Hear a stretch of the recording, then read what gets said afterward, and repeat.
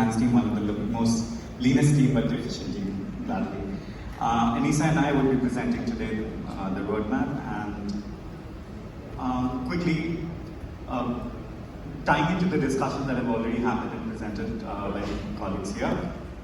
They've underscored the need for financiers and sustainable finance in water infrastructure. And this is also what we found from our data analysis, data collection and analysis. Most developing countries are very far from achieving the SDG 6 targets by 2030. And lack of financiers has been identified as a major reason. In the present situation, there is a major lack of funding in the WASH sectors, and the private funding particularly is extremely low in each country. And identifying this condition, we have a vision statement to develop the universally accessible WASH services, and we've been talking about this for decades now, but I think it's time we get into it. With a new economic approach to water, promoting innovative, sustainable finance to fill gaps for the services for disadvantaged communities and humanitarian needs. And with this vision, we bring in our policy roadmap. And I'll quickly take you through the mission for the short term, medium term, and long term.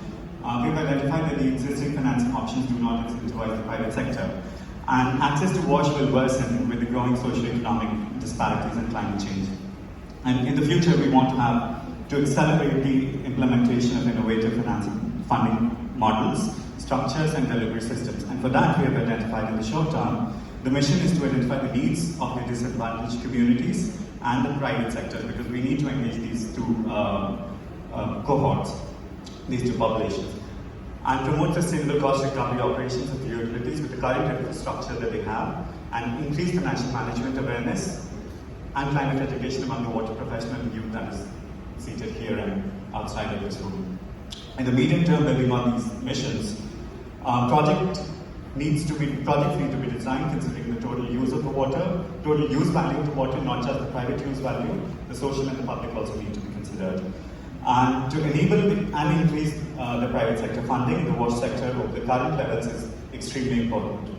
In the long term, innovative delivery mechanisms, generating revenue and reinvestment in the water sector to ensure resilience would be important, and at-scale implementation of the youth entrepreneurs and innovators, the solutions that they have, and some of the panelists have identified it earlier, is extremely important in the long term. And now I'll pass on to Lisa. Okay, so what we want to achieve?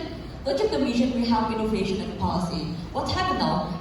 And nowadays, we only have few policies that encourage investment in water sector, and it's only fragmented financial investment across the water sector. So we want to achieve that in the future, we can develop strong government structure that acknowledge the knowledge and also the needs of this disadvantaged community and youth, and also strengthen the confidence of the private sector in WASH investment. So we divide it into three: short-term, medium, and long-term. For the short-term, we have innovation and policy. First one is to identify the opportunities for value creation through stakeholder engagement. And the second one is policies can offer political risk warranty to private sector investor and also youth entrepreneurship in innovation.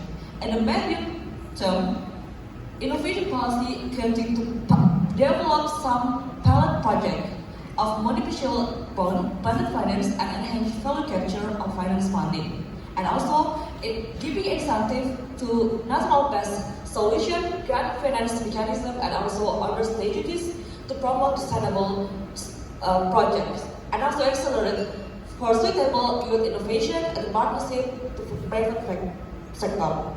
And the long term, we must create and develop facility to blended finance, value capture finance, and other mechanisms for infrastructure projects, and also by scaling the promising further innovation, and funding research, and also develop activity and contextual solution to local challenges.